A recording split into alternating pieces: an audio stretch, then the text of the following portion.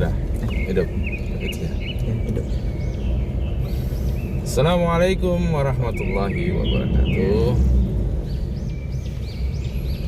Tuan-tuan sekalian, bapak-bapak, ibu-ibu, teman-teman, kaula muda, anak-anak, adik-adik, dimanapun Anda berada, kita hari ini perjalanan dari Jangkat, habis takziah orang meninggal. Saudara kita telah dipanggil oleh Allah Subhanahu wa Ta'ala, bahwa sesungguhnya kehidupan kita di dunia ini adalah kehidupan yang sementara, dan kematian itu satu perkara yang pasti. Setiap yang bernyawa ini pasti akan merasakan mati. Kita lahir dan kita pasti akan mati. Tidak ada kehidupan ini yang kekal dan abadi. Semua makhluk hidup, semua manusia akan merasakan yang namanya kematian. Maka di dunia ini Allah ciptakan kita, Allah lahirkan kita di dunia ini untuk satu maksud yang besar. Allah katakan di dalam Al-Quran, wa ma khalaqtul jinna wal insa illa liya'budun. Tidak kuciptakan jin dan manusia selain untuk menyembahku, kata Allah, beribadah kepadaku, kata Allah. Inilah maksud Allah ciptakan kita di dunia. Bagaimana kita mengisi hari-hari kita ini dengan kita mentaati perintah Allah, menjalankan seluruh perintah-perintahnya dan menjauhi larang-larangannya. Inilah sifat takwa, sifat di mana ada ketaatan kepada Allah SWT, berjalan di atas perintah-perintah Allah.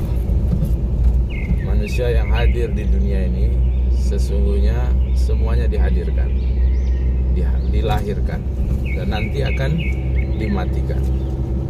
Yang hidup pasti mati. Maka dikatakan waktu di dunia ini semua adalah pemberian daripada Allah Subhanahu wa Ta'ala. Apa yang membedakan antara orang yang hidup dan orang yang mati? Kalau secara fisik sama, dia punya tangan, punya badan, punya kaki, punya kepala. Tapi orang yang mati ini tidak ada ruhnya. Jantung tidak berfungsi, organ-organ tubuh tidak berfungsi, karena tidak ada ruh yang menggerakkannya, yang menggerakkan seluruh organ-organ tubuh. Maka mata tidak mampu lagi melihat, telinga tidak mampu lagi mendengar. Nah, inilah perbedaannya. Ketika ruh ditiupkan, maka jasad bisa berfungsi. Ketika ruh dicabut, maka jasad sudah tidak bisa berfungsi. Maka ketahuilah untuk kita semua, bahwasanya diri kita ini semua dikendalikan oleh Allah Subhanahu wa Ta'ala, dikontrol oleh Allah Subhanahu wa Ta'ala. Ruh yang ada di jasad kita ini, inilah yang menggerakkannya. Maka untuk itu kita bersyukur diberi kehidupan. Maka kehidupan yang telah diberikan ini Allah perintahkan kita gunakan untuk mentaati Allah. Inilah ujian yang manusia hidup di dunia. Waktu-waktu di dunia inilah waktu yang terpenting, karena di akhirat kebaikannya ditentukan selama kita hidup di dunia. Ketika di dunia kita mentaati perintah Allah, maka ketika kita tidak ada lagi di dunia, itulah masanya kita akan menerima hasilnya. Maka waktu di dunia ini, kalau orang Inggris mengatakan time is money, tapi kalau kita orang Islam mengatakan waktu adalah untuk ibadah. Waktu adalah untuk pengorbanan kita kepada Allah Subhanahu wa Ta'ala. Bagaimana setiap waktu yang ada dalam diri kita, setiap detik, setiap menit, setiap jam, setiap hari, bagaimana amal kita meningkat. Karena di dunia inilah masa kita beramal. Di dunia sudah tidak ada lagi masa kita beramal. Maka waktu yang teramat penting ini kita harus gunakan sebaik mungkin. Kalau tidak bisa kita gunakan waktu sebaik mungkin untuk beribadah kepada Allah SWT, maka kita akan menyesal. Dikatakan dalam satu hadis, ingat 5 sebelum datang yang 5. Ketika mudamu sebelum datang tuamu. Sakitmu, sehatmu sebelum datang sakitmu. Sempatmu sebelum datang sempitmu. Kayamu sebelum datang kemiskinan. Inilah hadirin yang Allah SWT yang harus kita gunakan waktu-waktu di dunia. Setiap menit, setiap detik, setiap jam sangat berharga. Ketika kita tidak bisa menggunakan waktu kita, maka kita akan rugi. Rugi. Wal asri, kata Allah. Wal ashir, innal insana lafi husri illa allazina amanu wa amilus solihati wa tawassaw bil haqq wa tawassaw bis sabr. Allah katakan, Allah telah bersumpah demi masa, demi waktu, bahwa sesungguhnya manusia ini dalam keadaan rugi karena tidak bisa menggunakan waktunya. Sumpah bagi Allah, sudah kuberi waktu selama di dunia, tapi tidak bisa digunakan. Maka apa yang telah menjadi pemberian Allah ini, kita gunakan sebaik mungkin. Hidayah mesti dicari, hidayah mesti dijaga, hidayah mesti diusahakan. Dalam usaha mencari hidayah inilah, maka kita gunakan waktu kita. Setiap detik, setiap menit, setiap napas yang ada dalam tubuh kita ini, maka bagaimana kita berusaha mempertahankan hidayah. Karena yang paling mahal dalam kehidupan ini adalah hidayah. Barang tambang yang paling berharga adalah keyakinan kita kepada Allah Subhanahu wa taala.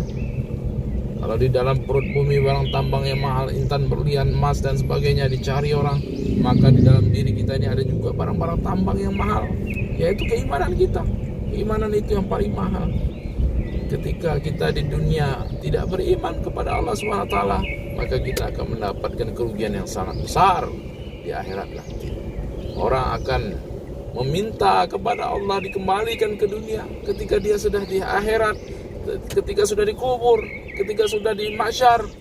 Dia akan memohon-mohon kepada Allah, ya Allah, kembalikanlah aku ke dunia, ya Allah. Kalau aku tahu pentingnya iman ini, ya Allah, kalaupun dia ada di bawah dasar gunung, maka gunung itu akan aku cangkul, ya Allah. Akan aku cangkul sampai dasar untuk mendapatkan iman. Ketika iman itu ada di dasar lautan, ya Allah, maka aku akan timba laut tersebut sampai habis sehingga aku mendapatkan iman itu. Tidak akan aku kenal lelah untuk menimbanya. Aku gunakan tanganku ini untuk meraihnya. Ini hadiah sholat, tapi sudah terlambat.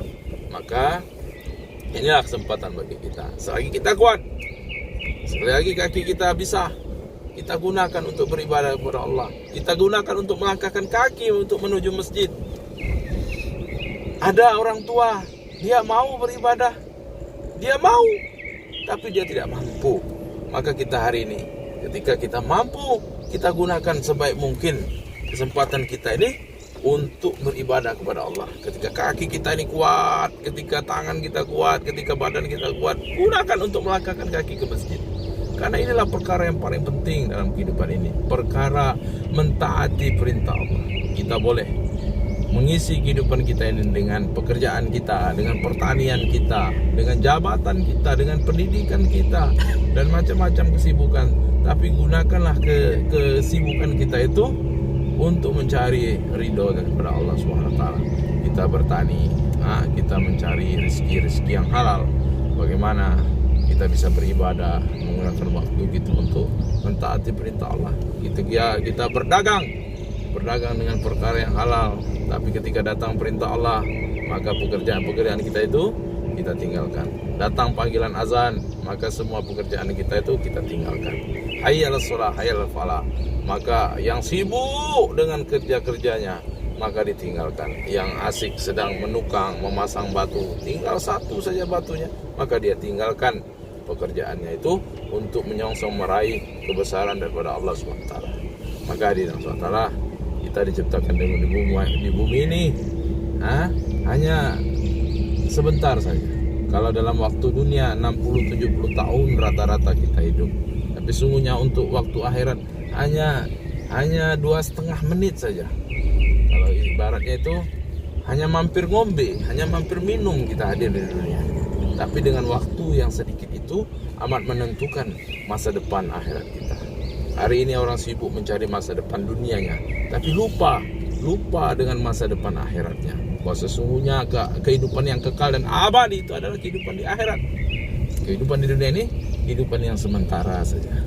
Untuk itu, bagaimana saya dan kita semua yang mendengarkan, bahwasanya penting untuk kita untuk selalu ingat kepada kematian.